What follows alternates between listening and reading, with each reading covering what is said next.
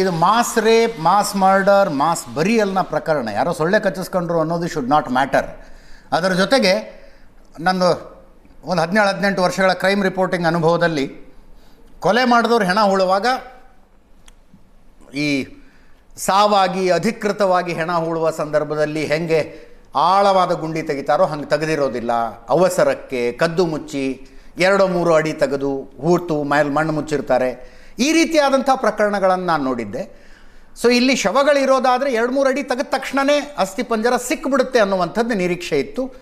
8 ಅಡಿಯ ತನಕ ತೆಗೆಯೋದಕ್ಕೆ ಈತ ಹೇಳಿದ್ದಾನೆ ಅಂದರೆ ಈತನ ಕಂಪ್ಲೇಂಟ್ನಲ್ಲಿರೋದು ಇವನು ಒಬ್ಬನೇ ಶವವನ್ನು ಹೂತಿರೋದು. ಸೊ ಈತ ಹೇಳೋದೇನು ಅಂದರೆ 8 ಅಡಿ ಗುಂಡಿ ತೆಗೆದೇ ಹೂತಿದ್ದೀನಿ ಅನ್ನುವ ಹೇಳಿಕೆಯನ್ನೇನಾದರೂ ಕೊಟ್ಟಿದ್ದಾನೆ ಆಯಿತಾ ಪೊಲೀಸರ ಮುಂದೆ ಅದನ್ನು JCBಯಿಂದ ತೆಗೆಸುವಾಗ? ಇಲ್ಲ, ಅಂತ ಹೇಳಿಕೆಗಳ ಬಗ್ಗೆ ಇಲ್ಲ. ಆದರೆ ಆತ ಕೆಲವೊಂದು ವಾದಗಳನ್ನು ಮಾಡಿದ್ದಾನೆ ಅನ್ನುವಂಥದ್ದು ಇದೆ. ಯಾಕಂದರೆ ನಿನ್ನೆಯ ಸ್ಟಾರ್ಟಿಂಗ್ ಪಾಯಿಂಟ್ ಏನಿದೆ ಅದನ್ನು ಆತನ ಬಹಳ ಸ್ಟ್ರಾಂಗೆಸ್ಟ್ ಪಾಯಿಂಟ್ ಅಂತಲೇ ಆತ ಆರ್ಗ್ಯೂ ಮಾಡಿರುವಂಥದ್ದು. ಅಂದರೆ ಈ ಜಾಗದಲ್ಲಿ ಇರಲೇಬೇಕು, ಈ ಜಾಗದಲ್ಲಿ ಇದೆ 110%. ಬೇರೆ ಜಾಗಗಳನ್ನು 90%, 80% ಅನ್ನುವಂಥ ಕ್ಯಾಟಗರಿಯಲ್ಲಿ ಇಟ್ಟರು ಕೂಡ ಇದರಲ್ಲಿ ಇದೆ, ನಿಖರವಾಗಿ ಈ ಜಾಗದಲ್ಲಿ ಇದೆ ಅನ್ನುವಂಥದ್ದನ್ನೇ ಹೇಳಿದ್ದಾನೆ. ಹಾಗಾಗಿ ಅದು ಅನುಚಿತ್ ಅವರು ಆಗಮಿಸಿದ ನಂತರವೂ ಕೂಡ ಆತನ ಯಾವುದೇ ವಾದಗಳನ್ನು ಅವರು ತಳ್ಳಿ ಹಾಕುವಂತಿರಲಿಲ್ಲ. ಯಾಕಂದ್ರೆ ಇದು ಆರಂಭಿಕ ಕ್ಷಣ.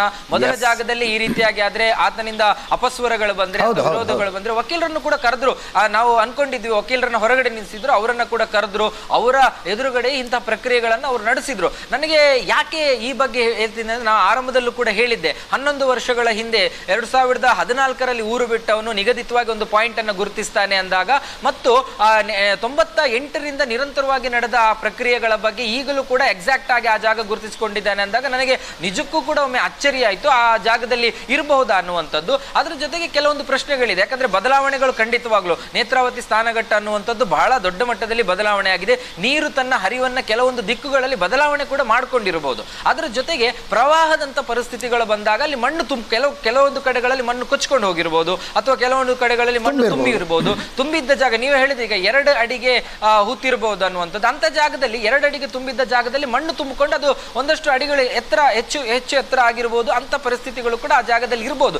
ಈ ಎಲ್ಲ ಕಾರಣಗಳನ್ನು ಅಂದ್ರೆ ಆತ ಕೊಡುವ ಅಷ್ಟೂ ಕಾರಣಗಳನ್ನು ಅವರು ಒಪ್ಪಿದ್ದಾರೆ. ಅಷ್ಟೂ ಕಾರಣಗಳನ್ನು ಒಪ್ಪಿ ಅದಕ್ಕೆ ಹಿಟಾಚಿಯನ್ನು ತರುವ ಪ್ರಯತ್ನಗಳನ್ನು ಮಾಡಿದ್ದಾರೆ. ಹಾಗಾಗಿ ಆ ಇಡೀ ನಿನ್ನೆಯ ಕಾರ್ಯಾಚರಣೆಯ ಮಟ್ಟಿಗೆ ಅಲ್ಲಿ ಎಲ್ಲವೂ ಆಗಿದೆ ಅನ್ನುವಂಥದ್ದು. ಮತ್ತು ಆ ಪ್ರಕ್ರಿಯೆಯನ್ನು ಮುಗಿಸಿದ ಬಳಿಕವೂ ನನಗೆ ಗೊತ್ತಾದ ಹಾಗೆ ಆ ಪ್ರಕ್ರಿಯೆಯನ್ನು ಮುಗಿಸಿ ಆ ಗುಂಡಿಯನ್ನ ಮುಚ್ಚುವ ಪ್ರಕ್ರಿಯೆಗಳಲ್ಲೂ ಕೂಡ ಆತನ ಒಪ್ಪಿಗೆಯನ್ನು ಪಡೆದೇ ಮುಚ್ಚುವಂತ ಪ್ರಕ್ರಿಯೆಗಳಾಗುತ್ತೆ ಅನ್ನುವಂಥದ್ದು. ಹಾಗಾಗಿ ನಿನ್ನೆ ದಿನ ನಡೆದಂಥದ್ದು ಮತ್ತು ಇವತ್ತಿನವರೆಗೂ ಕೂಡ ಈಗಿನವರೆಗೂ ಕೂಡ ಯಾವುದೇ ಆಕ್ಷೇಪಗಳಂತೂ ಬಂದಿಲ್ಲ.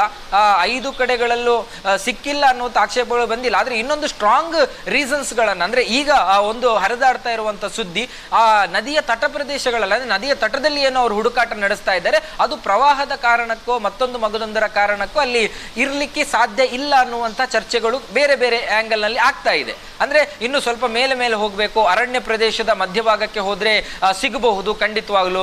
ಎಕ್ಸಾಕ್ಟ್ಲಿ ನಾವು ಕೂಡ ಅವರ ಹುಡುಕಾಟದ ಬಗ್ಗೆ ಯಾರದು ಆಕ್ಷೇಪಗಳಿಲ್ಲ.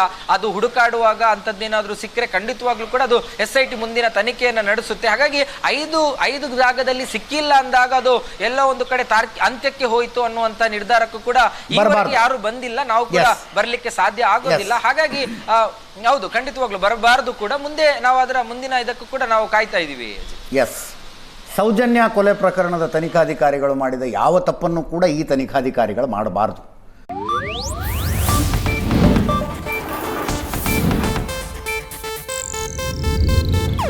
ಇದು ಏಷ್ಯಾನೆಟ್ ನ್ಯೂಸ್ ನೆಟ್ವರ್ಕ್ ಪ್ರಸ್ತುತಿ.